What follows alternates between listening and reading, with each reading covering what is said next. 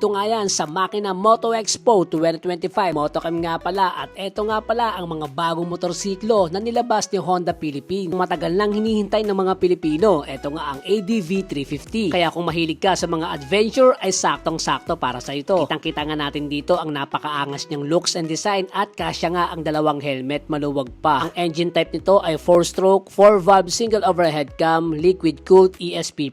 Ang total displacement nga nito ay 330cc. Ang kanyang maximum power ay 21.5 kW at 7,500 RPM. Ang maximum torque naman ay 31.8 Nm at 5,250 RPM. Fuel consumption 30 km per liters. Inverted telescopic na ang kanyang suspension. Twin shock with sub-tank naman sa bandang likuran. Hydraulic disc with ABS ang kanyang harap at likod. Ang sukat ng gulong sa harap ay 120/70/15 at sa likod naman ay 140/70/14 at pares nga itong naka-tubeless. Pagdating naman sa kanyang seat height, meron itong 795mm at ang kanyang ground clearance naman ay 155mm at ang kanyang fuel tank capacity ay 11.7 liters. Meron nga itong dalawang kulay, ang Moscato Red Metallic at Matte Gunpowder Black Metallic. Kaya naman, explore your limitless with the all-new ADV 350. Ang price nga pala nito ay wala pa, kaya naman i-update ko kayo sa mga susunod nating content. At kung ikaw nga ang tatanungin, ano ang masasabi mo sa bagong ADV 350 ng Honda Philippines? Ganito nga ang itsura ng kanyang seat cover, maporma at talaga namang pulido ang pagkakatahe. Ito nga ang ignition at ito naman ang itsura ng kanyang panel. Ganito naman ang itsura ng mga buttons niya sa left side ng manibela at sa right side naman nandito ang hazard, kill switch at ang start button. LED na nga ang mga ilaw nito at talaga namang napakaangas ng kanyang suspension pati na rin yung kanyang mugs. Overall para sa akin at talaga namang napakaganda ng Honda ADV 350. Kaya naman kung mabibigyan ako ng pagkakataon ay bibili na ako nito. Honda Philippines, baka naman. Kaya naman kita-kits ulit tayo sa mga susunod na mga ilalabas ni Honda Philippines at para lagi kang updated, i-follow mo na si Motocam.